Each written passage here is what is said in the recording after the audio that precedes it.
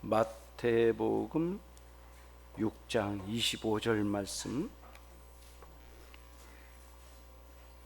같이 합독하시겠습니다.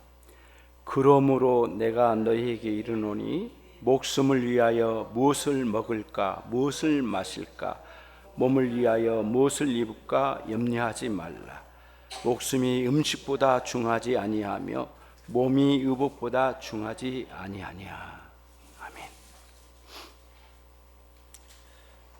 산상설교, 예수님의 산상설교 35번째인데요 오늘부터 염려에 관해서 몇 번 설교하고요 말씀을 드리고 이후에 산상설교에서 빠져나와서 다른 고린도전서 13장 사랑장으로 갈까 지금 준비 중에 있습니다. 여러분들께서 이제 특히 설교 사역을 위해서 많이 기도해 주시고 그렇게 기도해 주신 가운데 말씀에 더 깊이를 더하고 진리의 말씀을 따라 우리의 여러분 모두가 생명력 있는 믿음의 생활을 이어가시는 여러분 모두 되시기를 바랍니다.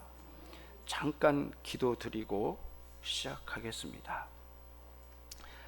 하나님 아버지, 염려와 걱정이 태산같이 많았던 시절이 우리에게는 있었습니다. 주님 품 안에 안기고 난 다음부터 염려가 전혀 없는 것은 아니지만 하나님 그런 것들과 싸워 이길 수 있는 능력과 권세를 허락해 주셔서 주님을 의지하는 신앙의 깊이를 더하도록 진리의 말씀 안으로 오늘 또 인도해 주심으로 염려에 관련된 문제를 어떻게 주님 앞에서 해결받으며 살아갈 수 있는지, 그리고 우리가 염려 가운데 잘 행해야 할 일들이 무엇인지를 살펴갈 수 있도록, 무엇보다도 주님의 영광을 위하여 살아가야 할 우리의 삶에 매우 소중한 말씀으로 우리 가운데 장착될 수 있도록 우리의 믿음 가운데 역사해 주시옵소서. 예수 그리스도의 이름으로 기도 올리옵나이다. 지난주에 드렸던 말씀은 아무래도 탐욕의 문제죠. 재물을 지나치게 추구하고 그러다 보니 기어이 재물을 섬기는 데까지 나가버리는, 하나님을 섬겨야 할 우리가 재물을 섬기는 마냥 우리의 마음이 흐트러지거나 잘못되어지는 상황까지 치닫는 문제를 다루었습니다. 그래서 재물이라고 말씀하셨지만 세상 사랑, 세상에 속한 하나님을 등지고 하나님 대신 섬겨버린 그 무엇인가, 모든 것을 대표해서 예수님께서는 재물로 말씀하셨다고 말씀을 드렸습니다. 오늘은 염려의 문제인데요, 어떻게 보면 이 탐욕의 문제와 염려의 문제는 정반대로 간 것 같기도 하거든요. 하지만 본질적으로는 같습니다. 탐욕으로 재물을 지나치게 추구하는 것도 불신앙적인 거고요, 염려의 문제로 재물이 부족한 상황을 두고 염려함으로 하나님 앞에서 불신앙적인 태도를 보인 것은 동일합니다.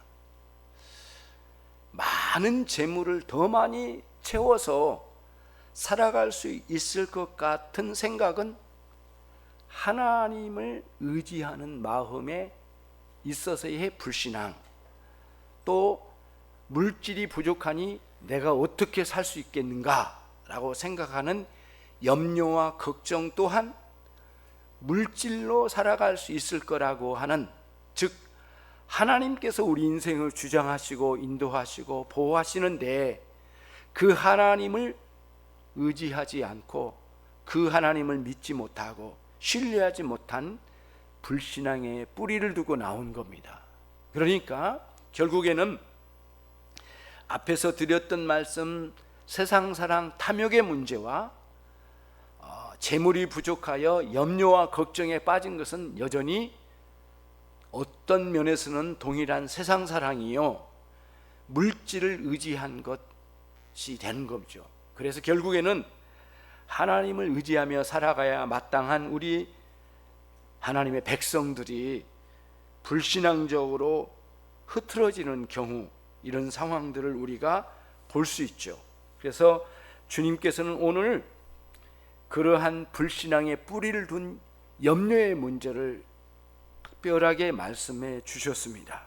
그래서 오늘은 그러므로 라고 주님께서 말씀하심으로써 25절을 시작하십니다. 결국 하나님을 신뢰하지 못하고 하나님께서 우리의 인생을 인도하시는데 필요에 따라 공급하시고 채워주시고 때로는 보호하시고 우리를 통치하여 다스려 가시는 하나님의 놀라운 은혜의 세계를 망각하고 하나님을 의지하지 않는 그런 가운데 놓여 있는 상태의 그 염려의 문제를 주님께서 다루십니다. 그리고 주님께서 말씀하시기를 내가 라고 말씀하십니다. 내가. 예수님께서 직접 내가 라고 말씀하심으로써 예수님 당신 자신이 누구이신가를 아주 강조한 말씀으로 내가 너희에게 이르노니 라고 말씀하십니다.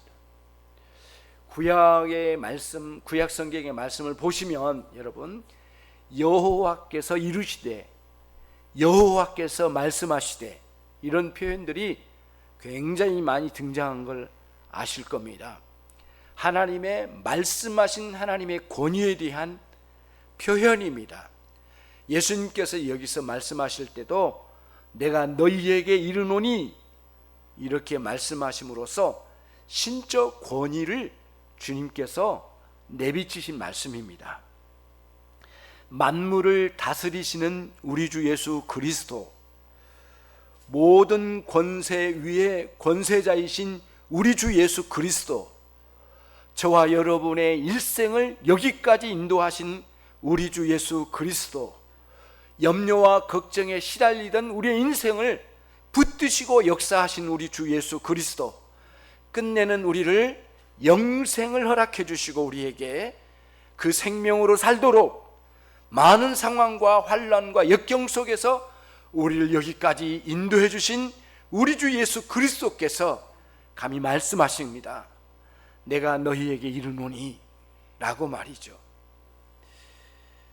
그래서 불안과 그 염려와 걱정에 시달리면서 이 세상 사는데 거의 겨우 사는 것처럼 살아왔던 우리의 과거의 삶이었을지라도 우리 주님은 한 번도 쉬지 아니하시고 그 환경에 굴복당하지 않도록, 그 상황에 매몰되지 않도록 때를 따라 말씀 주셔서 신라 같은 우리의 작은 믿음이라도 그 말씀에 잇대어서 살 수 있도록 우리를 이끌어 주셨습니다.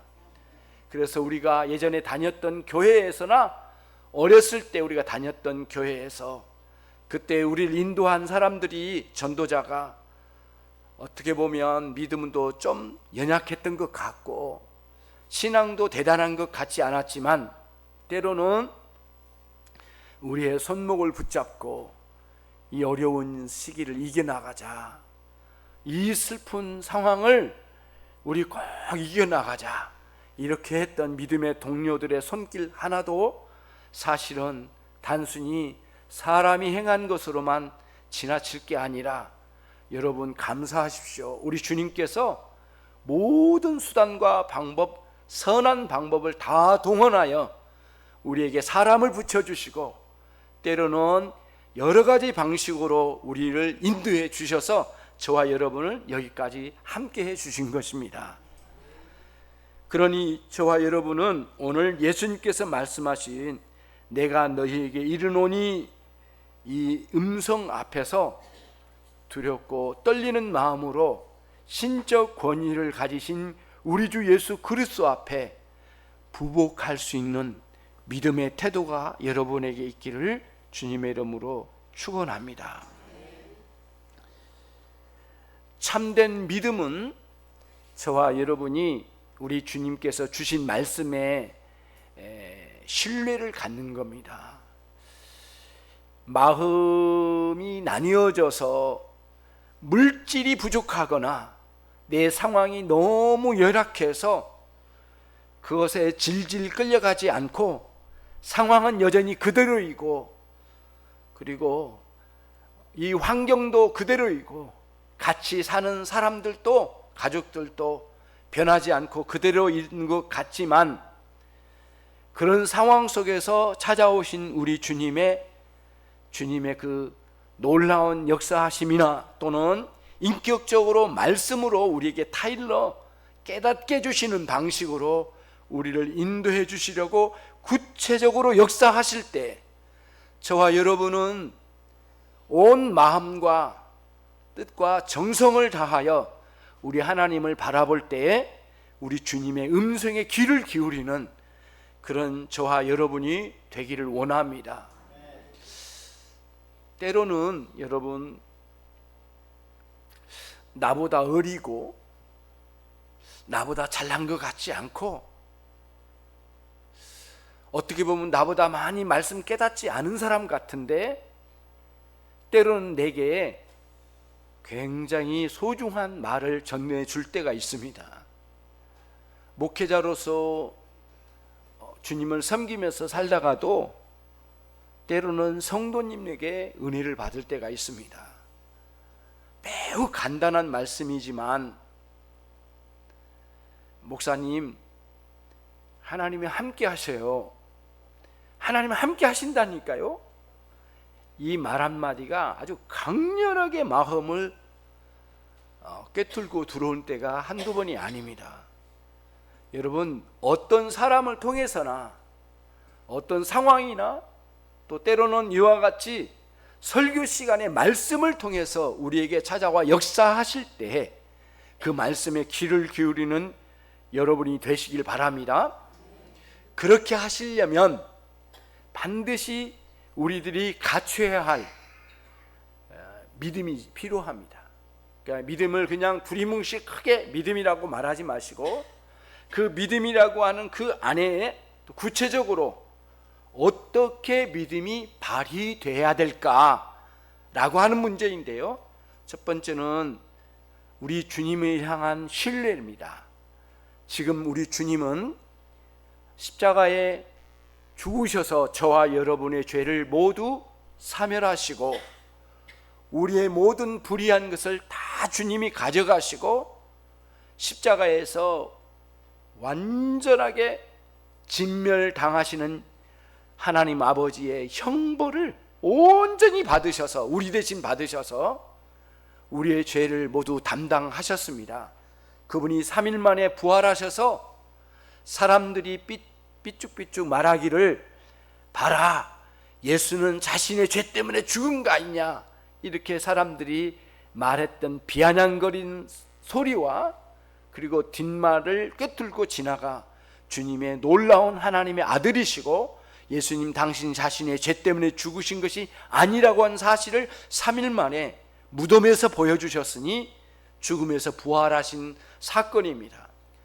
또 그리고 이제는 40일 후에 우리 주님께서는 이제 승천하셔서 놀랍도록 역사하심으로 하나님의 대권을 가지시고 하나님 보좌 우편에 앉으셔서 오늘날도 생생하게 우리의 삶 가운데 역사하십니다. 때로는 말씀으로 찾아오시고 때로는 그 말씀을 가지고 역사하시는 성령님의 역사하심을 통하여 온전히 새롭게 우리의 마음을 쇄신시키실 때가 있고 때로는 너무 답답하게 말씀을 깨닫지 못할 때에 우리의 영혼을 깨닫게 해주시는 놀라운 은혜의 역사가 있습니다. 저와 여러분이 그렇게 역사하신 예수님에 대한 신뢰를 갖는 것이 굉장히 중요합니다. 이것이 굉장히 중요한 사실입니다. 그래서 우리의 믿음은 첫째, 지금 내게 역사하시고 일하시는 우리 주 예수 그리스도를 신뢰하는 것, 이것이 아주 굉장히 중요합니다. 두 번째는요, 하나님께서 우리에게 일하실 때 하나님 어떤 분이신가에 대한 분명한 인식이 필요한데, 첫 번째는 전능하신 하나님, 이루지 못하실 일이 없으신 하나님, 동시에 하나님은 선하신 하나님, 자비로우신 하나님이시라. 하나님의 성품에 대한 인식이 참 중요합니다. 근데 그 인식이 나와 상관없이 성품을 가지신 분이 아니에요. 내게 역사하시는 전능하신 하나님, 이루지 못할 일이 없으신 하나님, 그리고 동시에 우리에게 선하게 또 자비롭게 역사하신 하나님에 대한 인식을 갖는 거죠. 그런 인식이 굉장히 우리에게 중요한 거죠. 능력이 부족하면 아무리 사랑이 많다 할지라도 그 능력을 베풀 수가 없는 것이고요, 능력이 온전해도 베풀 마음이 없으시다면 차가운 거절로 다가오실 거예요. 그렇지만 우리 하나님은 두 가지 다 가지고 계세요. 능력이 완전하시고 그분은 자비가 충만하신 분이니까 저와 여러분 같이 우리 모두에게, 어리석고 연약한 우리들에게 하나님께서 그 능력으로 찾아오셔서 역사하실 수 있으시고 역사하시는 하나님이라고 하는 신뢰를 갖는 거죠. 세 번째로는 매우 현실적일 수도 있는데요, 염려를 이기는 중요한 요소인데 말씀을 신뢰하는 겁니다. 근데 그 말씀은 예수님과 우리 하나님을 향한 그 신뢰를 가지면 그에 따라서 하나님께서 주신 말씀, 기록된 말씀, 오늘처럼 설교를 통해서 들려진 말씀을 통해서 매우 놀랍도록 그 말씀의 역사가 있습니다. 말씀은 그냥 객관적으로 흘러다니는 말씀이 아니라, 우리에게 차갑게 돌아다니는 말씀이 아니라 내 심령을 때리고 휘집고 들어와 나를 새롭게 하는 놀라운 능력이 있는 말씀이다 라고 하는 사실을 믿는 겁니다. 구체적으로는 성령께서 말씀을 가지고, 선포된 말씀이나 기록된 말씀을 가지고 특별히 우리의 영혼 가운데 역사하신다고 하는 사실을 믿는 겁니다. 그런 방식으로 우리가 말씀에 대한 신뢰를 가져야 됩니다. 그런 여러분이 꼭 되시길 바라고요. 말씀에 대한 신뢰를 가질 수 있는 사람은 아무나 그럴 수가 없습니다. 결국에는 웨스트민스터 신앙 고백서에 기록된 것처럼 성령께서 말씀을 가지고 우리 가운데 역사하신 것을 경험한 사람만이 진실로 말씀을 신뢰할 수가 있답니다. 그 전까지는 말씀에 대한 신뢰가 말로는 신뢰한다고 말하지만 전인격적으로 신뢰하는 데는 부족하답니다. 그러니까 성령께서 저와 여러분에게 찾아오셔서 말씀으로 강하게 역사하셔서 전인격적으로 그 말씀에 압도되는 놀라운 경험이 있게 되기를 주님의 이름으로 축원합니다. 하나님은 자기의 아들을 아끼지 아니하시고 우리의 모든 사람을 위하여 내어주신 분이십니다. 아니, 그런 분이 어찌 아들과 함께 선한 것, 좋은 것들로 모든 것을 우리에게 주시지 아니하시겠느냐. 사도 바울이 우리에게 반문했습니다. 로마서 8장 32절에서 말이죠. 아들을 다 내어주신 분이 선한 것들로 모두 우리에게 제공해 주시지 않겠는가. 우리에게 유익한 것들로 말이죠. 그런 확신을 가지셔야 됩니다. 아들을 주신 분인데 우리에게 선한 것으로 주시지 않을 일이 뭐가 있겠느냐고요. 우리의 삶의 현 상황에서, 현 환경에서, 현재 나를 이끌어간 상황 속에서요, 꼭 적절하게 우리를 인도하시면서 필요한 것을 공급해 주실 줄로 믿습니다. 그 하나님을 신뢰하시는 저와 여러분이 되시길 바랍니다. 지금 드린 이 말씀으로 우리에게 찾아오는 많은 염려의 상황들을 대처하는 겁니다. 염려와 걱정이 참 많이 또 쉽게 찾아오지요. 심지어는 아주 선하고 옳은 일을 할 때에도 염려가 오고, 세상적으로 갈 때에도 염려가 찾아오고요. 다각도로 염려가 우리에게 찾아오죠. 그러면 우리는 그 염려를 어떻게 극복해야 하는가라고 할 때 우리 주님은 염려하지 말라라고 주님께서 이렇게 말씀하시면서 특별히 무엇을 먹을까 마실까 입을까를 두고 생존의 문제를 가지고 염려하지 말라라고 말씀하셨습니다. 그럴 때 우리들이 이제 구별을 해야 할 중요한 상황이 있습니다. 그것은 무엇이냐면은 고린도후서 11장 28절에서는 사도 바울이 교회를 돌아보면서 모든 교회를 위하여 염려한다라고 말했거든요. 거기서는 염려한다고 나와 있어요. 염려하는 것이 옳다고 표현한 겁니다. 그런데 예수님은 여기서 염려하지 말라고 말씀하셔요. 그러면 우리들이 이 부분을 잘 정돈해야 될 필요가 있습니다. 그래서 어떤 면에서는 염려해야 할 것이 있고 어떤 면에서는 반드시 염려하지 말아야 할 것이 있습니다. 이 구별을 잘 가져가시면 참으로 우리에게 유익하리라고 생각합니다. 첫 번째, 경건하고 적절한 염려가 필요합니다. 경건하고 적절한 염려입니다. 경건하고 적절한 염려란 무엇인가? 하나님께서 우리에게 주신 사명이 있거든요. 사명은 공적으로 누구에게나 모든 성도에게 동일하게 주신 사명은 거룩한 신자로 살아가라는 사명이 있고요, 개별적으로 주신 사명이 있습니다. 여러분에게 가정을 이루게 하시고 또 직장 다니게 하시고 또 학업에서 공부하게 하시고 또 우리가 사업장을 열었으면 사업을 하게 하시고, 그것도 개별적으로 주신 사명이거든요. 다른 사람에게 주시지 않고 꼭 나에게만 주신 사명입니다. 개별적인 사명과 그리고 일반적인 보편적인 사명, 두 가지 사명이 항상 우리에게 따라다닙니다. 이 땅에 사는 동안에는 이 사명으로 주님 앞에 충성되이 살아가는 사람들이거든요.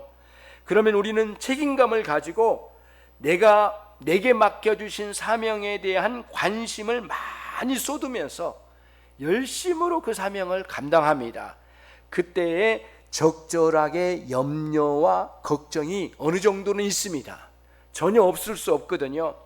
덮어놓고 하나님 다 해주실 거니까 생각할 필요도 없다라고 하는 것은 말이 되지 않습니다.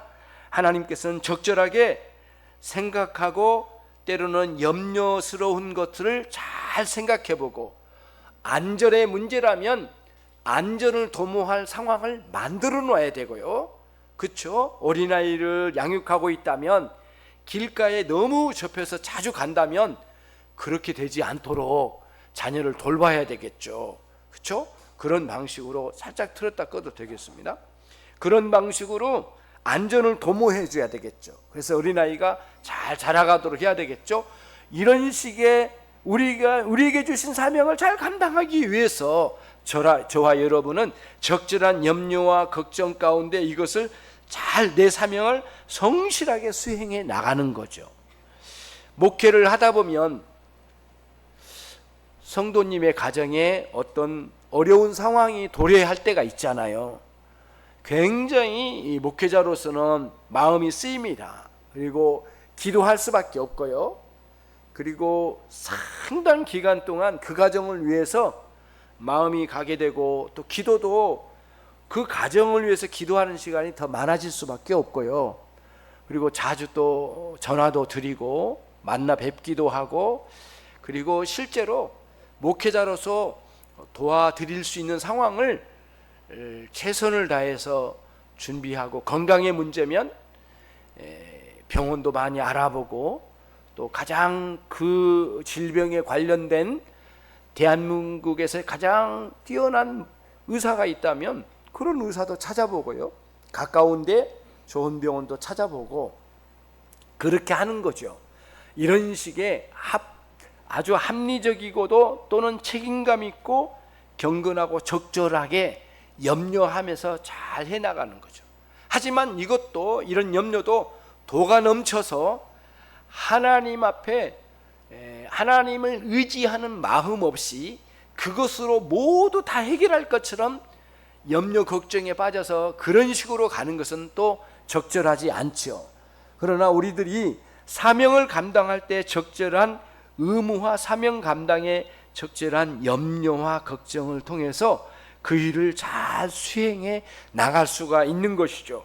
그래서 사도 바울도 하는 말이 모든 교회를 위하여 염려하는 것이 있다라고 표현했던 이유가 거기에 있습니다.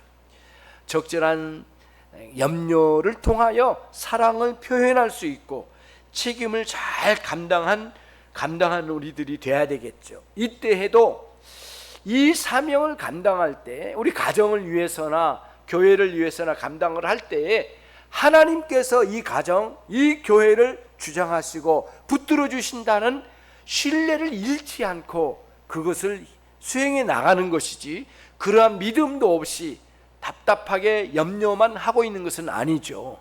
그래서 우리의 마음이 하나님을 충분히 의지하는 마음으로 이 일을 수행하려고 하는지, 그것은 어디서 나오느냐면은 마음의 평안에서 확증합니다. 그 일을 감당할 때 마음의 평안과 기쁨이 빼앗김 당하지 않습니다. 그런 가운데 그 일을 적절하게 염려도 하면서 수행해 나가는 거거든요. 너무 불안하고 염려가 넘쳐나면 마음의 평안과 기쁨을 빼앗김 당한 때는 옳지 않습니다. 그것은 아무리 사명을 잘 감당하는 것처럼 겉으로 볼 때는 대단해 보이지만 사실은 하나님을 전적으로 의존하고 그분과의 사귐을 누리는 기쁨과 즐거움을 못 누리면서 그 사명을 감당한다면 적절한 염려를 넘어서 과도한 염려와 하나님을 신뢰하지 않는 불신앙적인 대로 흘러가 버린 거예요. 그래서 제 아무리 거룩한 일이라 할지라도 그렇습니다. 그러니까 여러분, 목회를 하면 모든 일이 선한 것처럼 보이지만, 훌륭하게 목회하고 열심히 한다고 하지만 사실은 자신의 능력과 재능을 의지하면서 하려고 한 때가 때로는 유혹으로 찾아올 때가 참 많습니다. 그리고 목회적으로 성공을 해가지고 사람들에게 자랑스럽게 드러내고자 하는 유혹이 없겠습니까? 이런 문제도 얼마든지 찾아오거든요. 이런 것들과 싸워가면서 가야 되는데 그렇지 않고요, 자기 성공을 막 자랑스럽게 생각하고 이렇게 떠버리면서 살아가는 사람들이 얼마든지 있을 수 있거든요. 목회를 하다가 영혼이 망가진 사람도 있어요. 그러니까 여러분, 아무리 선한 일을 한다 할지라도 그것을 어떤 태도를 가지고 어떤 신앙으로 하느냐가 굉장히 중요한 거지, 좋은 일을 하면 무조건 잘 될 거라고 하는 생각으로 그냥 뛰어들어가면 안 됩니다. 어떤 태도, 신앙적으로 하나님을 신뢰하면서 해야 할 일을 분명하게 인식하고 하나님을 의존하는 저와 여러분, 경건한 염려와 적절한 염려로 여러분이 여러분의 사명을 잘 수행하셔서, 그렇지만 이 모든 일을 하나님께서 이루어 주시라는 확신을 가지고 날마다 그 일을 감당하신 여러분 되시길 바랍니다. 다 감당하고 난 뒤에 결산을 해볼 때 여러분은 어떻게 하세요? 숫자적으로 이렇게 도표를 그려서 그거 아니잖아요. 우리가 돌아보면 이런 결산을 하잖아요. 하나님 감사합니다, 이런 표현을 쓰잖아요. 그래서 어느 신학자가 이야기했습니다. 우리 그리스도인은 100% 열심으로 내 노력을 쏟고 하나님이 그 일에 100% 개입하여 역사하신대요. 그래서 나도 100% 내 능력을 쏟아서 일하는 것도 있지만, 또 한편 이게 논리적으로는 맞지 않지만은요, 하나님께서 그 일을 오셔서 100% 역사하신답니다. 그래서 되돌아보면서 우리는 100% 하나님 역사하셨습니다, 하나님께서 모든 것을 이루셨으니 감사합니다, 이런 표현을 쓴대요. 이게 적절하대요. 그래서 하나님께서 모든 걸 이루셨다고 하는 확신, 그렇지만 내가 최선을 다하여 이걸 내 마음과 뜻과 모든 걸 쏟아서 이 일에, 선한 일에 열심을 내는 우리 모두가 돼야 될 줄로 믿습니다. 그러면은 이제 불신앙적인 염려라는 문제가 있습니다. 두 번째는 불신앙적인 염려입니다. 이것은 뭐냐면은 하나님을 신뢰하지 않는 마음의 태도로부터 나옵니다. 이 염려는 그래서 과도할 뿐만 아니라 하나님을 전혀 신뢰하지 않고 그분이 그동안 내 인생을 여기까지 인도하신 것도 믿지 않고 감사치도 않은 사람에게는 이런 현재적인 불안과 염려에 완전히 매몰될 가능성이 매우 높습니다. 지나치게 걱정하고 미래에 대한 책임을 자기가 다 감당할 수 있을 것처럼 자기 자신을 신뢰할 뿐만 아니라 또는 이 세상에 의존해서 살아가고 그 이 세상을 의존한 것 중에 재물을 통하여 특히 돈이면 다 될 거라고 하는 세상적인 유혹의 말에 완전히 매몰되어 있는 그런 사람들은 결국에는 많은 재물을 쌓아서 염려를 없앨 수 있을 것처럼 확신했을지라도 더 많은 재물로 인하여 또 다른 걱정과 염려에 매몰되고야 말 것입니다. 그런 사람들은 마음의 감사와 평안이 결코 있지 않습니다. 다 사라지고야 말죠. 그래서 사도 바울이 빌립보서 4장 4절에 주 안에서 항상 기뻐하라 이렇게 권면합니다. 그게 무슨 뜻일까요? 기뻐할 것도 없는데 기뻐하라, 희낙낙거리라, 이 말씀 아닙니다. 이 기쁨은 반드시 하나님께서 우리에게 주시는 기쁨을 말합니다. 성령께서 우리 가운데 찾아오셔서 우리의 내면에 역사하셔서 마치 샘솟듯 일어나는 놀라운 은혜로 말미암아 솟아오르는 기쁨입니다. 내 영혼에 흘러넘치는 평안과 기쁨을 말하는 겁니다. 넘치는 은혜와 그로 인하여 우리에게 기쁨이 넘칩니다. 그 기쁨을 누려라, 그 뜻입니다. 어떤 면에서는 부어주신 기쁨을 누리라는 차원입니다. 기뻐하라고 했지만 그러한 은혜의 역사가 경험되지 않고서는 기뻐할 수 없거든요. 상황이 너무 열악하고 얼마나 환경이 좋지 않습니까? 그런 가운데 사도 바울은 빌립보의 성도들에게 기뻐하라고 말씀하실 때는 성령께서 너희에게 역사하시니 그 성령님을 의지하고 그 하나님을 신뢰하면서 그분이 주신 기쁨으로 마음껏 기쁨을 누리면서 이 세상의 모든 상황을 이겨가라, 그런 맥락으로 주신 겁니다. 그러면서 이제 그 다음에 빌립보서 4장 6절과 7절의 말씀을 주신 겁니다. 저와 여러분이 함께 찾아보도록 하겠습니다. 빌립보서 4장 6절과 7절 말씀 322쪽입니다. 빌립보서 4장 6절로 7절 말씀 우리 같이 함께 읽겠습니다. 아무것도 염려하지 말고 다만 모든 일에 기도와 간구로 너희 구할 것을 감사함으로 하나님께 아뢰라. 그리하면 모든 지각에 뛰어난 하나님의 평강이 그리스도 예수 안에서 너희 마음과 생각을 지키시리라. 지금 보고 계신 본문을 한번 그대로 보고 계세요. 아무것도 염려하지 말고라는 말씀에서 사실은 아무것도 아닌 것이 염려로 찾아올 가능성이 매우 많다, 그 뜻이기도 해요. 정말 아무것도 아닌 것이 정말 하찮은 것도 염려거리로 다가올 수 있습니다. 그러면 염려하지 말고로 그치지 않았습니다. 그 다음이 뭐죠? 모든 일에 기도와 감사함으로, 간구로, 기도와 간구로 그랬죠. 그래서 염려거리는 바로 이어서 무슨 거리? 기도거리. 이게 핵심입니다. 염려로 찾아오는 게 있잖아요.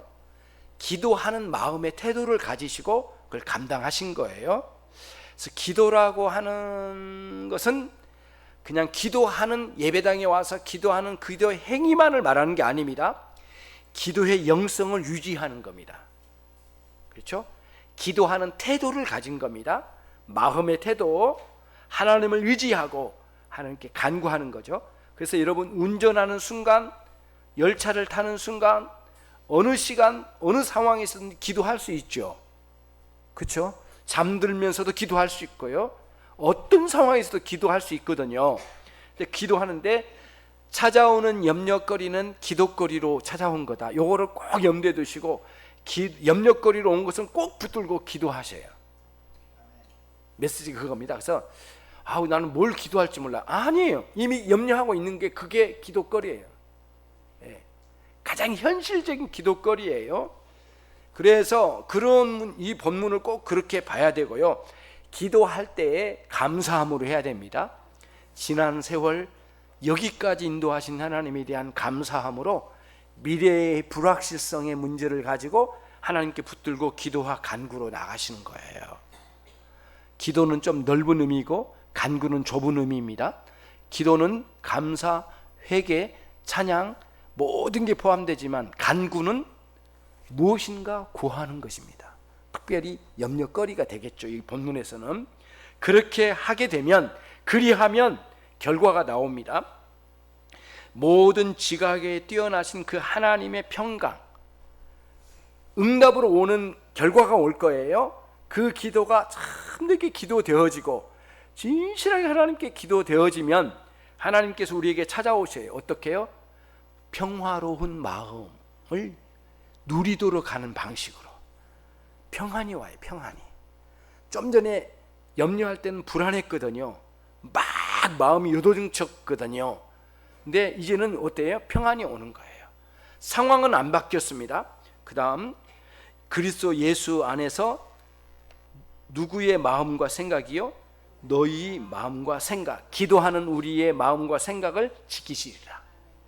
근데 이 본문에서는 독특한 면이 있습니다.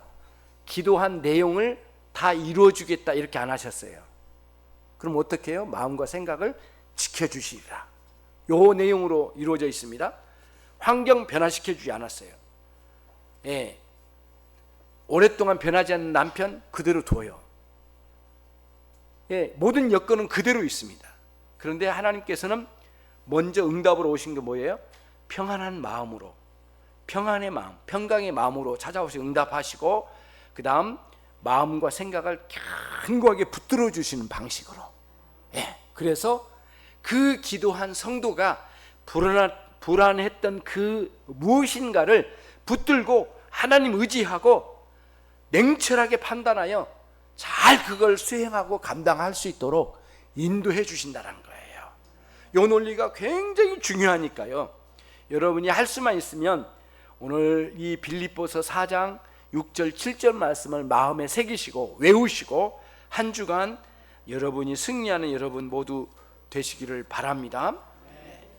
그러면 몇 가지 정리하고 오늘의 말씀을 매듭을 지어가도록 하겠습니다. 경건한 염려를 어떻게 감당할까 좀 더 말씀을 드리겠습니다. 우리의 사명과 관련이 있으니까요. 예수님 믿고 난 뒤에 여러분에게 어떤 변화가 있는지는 그 변화의 내용은 굉장히 많습니다. 근데 굉장히 거듭난 신자에게 오는 굉장히 뚜렷한 변화가 하나가 있는데 그거 뭐냐면 책임감입니다. 책임감. 책임감. 자기에게 맡겨진 일을 성실하게 감당하는 책임감의 변화가 굉장히 뚜렷하게 옵니다. 이게 굉장히 거듭난 신자에게 큰 변화예요. 그래서 그리스도인이 되고 난 뒤에 즉각적으로 눈길이 어디로 가냐면 가족이에요. 가족 살핌이 굉장히 강하게 일어나요. 그게 하나 있고요. 그 다음에 주변에 있는 사람들, 교회, 그렇죠. 이제 이 눈길이 옛날과는 다릅니다. 이기적이지 않아요. 이타적으로 변하기 시작해요. 그런 변화가 굉장히 깊이 들어옵니다. 그런 변화가 일어나요. 그리고 주변에서 누가 굉장히 어려움 당하면 굉장히 마음이 예전에는 아주 그럴 줄 알았어 막 이런 식으로 살던 사람이 변화되기 시작해요. 그봐, 그러니까 지난번에 왜 그렇게 내게 함부로 말을 해? 그러니까 그렇게 힘든 거지. 이런 식으로 어려운 상황인 사람 정죄하던 그런 못된 근성들이 사라지고요. 그런 것도 문구로 나오지만 그거를 억제할 능력이 있고 잘못됐다고는 바른 인식을 가지고 그리고 어려운 상황에 있는 사람을 향해서 어떻게 하든 도움을 드리고 싶은데 마음이 가고 때로는 기도하고 실제로 가서 돕기도 하고 일종의 강한 책임감을 새롭게 가져가는 놀라운 변화가 있습니다. 그래서 거듭난 신자의 큰 변화가 그렇게 있는 거죠. 올바른 거 원래 그랬어야 되는데 우리 주님을 믿고 난 뒤에 그런 놀라운 변화가 있는 것이죠. 그러면서 우리는 한 곳에 마음을 다 아무렇게나 빼앗기지 않고 모든 삶을 균등하게 잘 분배하여 내 시간과 힘을 쏟아서 수행하려고 하는 책임을 다 감당해야 되니까요. 그러한 성실한 마음이 있게 되죠. 그런 게 있어요. 그래서 경건한 염려가 적절히 배분되어서 잘 수행되어지고 열심히 노력했지만 잘 이루어지지 않는 부분에 있어서는 하나님께 구하고 다시 돌아보고 재정돈해보는 거죠. 그래서 내가 최선을 다했지만 뭔가 충분히 이루어지지 않는 것 때문에 너무 불평하지 않으면서 하나님 앞에서 자기 자신을 되돌아볼 줄 아는 그런 태도를 갖는 거죠.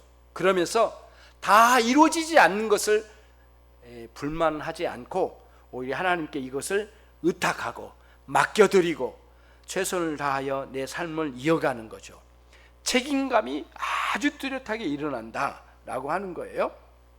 그리고 경건한 염려로 사명을 감당한 사람들에게는 결국에는 최종적으로는 하나님께 크게 기쁨이 되시는 영광이 돌려질 거고요.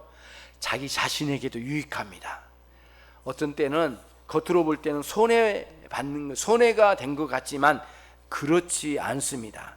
하나님께서 그렇게 인도해 주시니까 하나님을 신뢰하면서 그렇게 나가신 여러분이 되시기를 바랍니다. 그래서 내가 지금 정당하고 올바른 사명을 감당하는 삶을 살고 있는가, 내가 지금 너무 한쪽으로 치우쳐져 있지는 않을까라고 하는 거죠. 이런 거를 분별해내는 거예요. 그러한 믿음의 분별력이 있는 거거든요. 그래서 거듭난 신자에게는 자기가 취했던 어떤 취미 생활도 적절하게 조절할 줄 알아요. 그래서 주님께 충성할 것을 메인에다가 두고 그 곁가지로 나오는 취미 생활도 예전에는 이만큼 갔던 것도 이만큼 땡깁니다. 좁혀오고요. 적절하게 시간을 너무 빼앗기지 않도록 주님 섬김에, 이웃 섬김에, 이웃 사랑에 더 많은 걸 쏟아붓고자 하는 그런 생각들이 있고, 우리 가족과 교회를 섬기는데 뭔가 더 하나님께 영광스럽게 나가고자 하는 생각을 가지면 멀리 갔던 취미생활도 좀 가까이 땡겨야 되겠죠. 많은 시간을 투자했던 것도 땡겨야 되겠죠. 이러한 적절하게 조절할 능력이 생기는 거예요. 일도 아무렇게나 벌리지 않고요. 그래서 저와 여러분이 지혜롭게 이러한 것을 잘 분별할 수 있는 능력이 오니까요, 하나님께서 주신 뜻에 따라 정직과 성실함으로 사명을 잘 감당하는 여러분 모두가 되시기를 주님의 이름으로 축원합니다. 마지막 한 구절 찾아보고 말씀을 정리하도록 하겠습니다. 베드로 전서입니다. 뒤에서 네 번째, 베드로 전서 다섯 번째, 베드로 전서 5장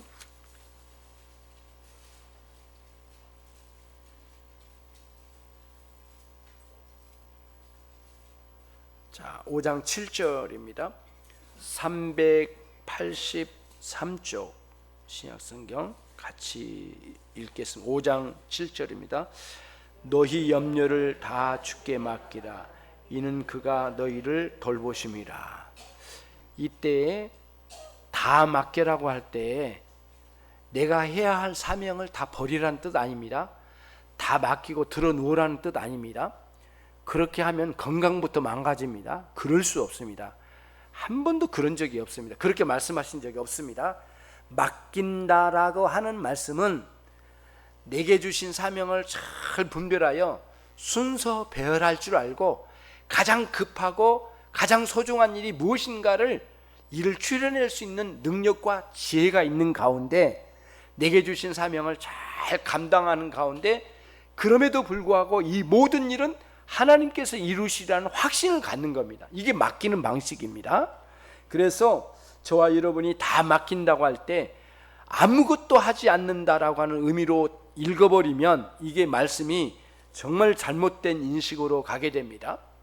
오히려 엿새 동안 온 힘을 다하여 일하고 제7일의 안식일에 예배하라고 주님께서 말씀하시지 않았습니까? 6일 동안 열심히 일하라는 말씀이에요. 그 다음 제7일에는 온전히 하나님께 예배하는 날로 하나님 정해놓으셨잖아요. 근데 우리는 예배하는 날이 소중하다 보니까 예배하는 것 자체를 굉장히 관심을 두지만 사실은 6일 동안 얼마나 열심히 피땀 흘려 일을 합니까? 그 노동의 가치를 하나님께서는 귀하게 여기시거든요. 하나님께 다 맡기라는 말씀은 모든 문제는 하나님께서 다 주관하시겠지만 내게 주신 사명을 온전히 감당하는 데는 추호도 한 발짝도 뒤로 물러서지 말고 최선을 다하시면서 감당하는 여러분의 생애가 되시기를, 그런 방식으로 염려하지 말고 하나님께 모든 것을 의탁하여 살아가는 여러분의 삶이 되시기를 바랍니다. 하나님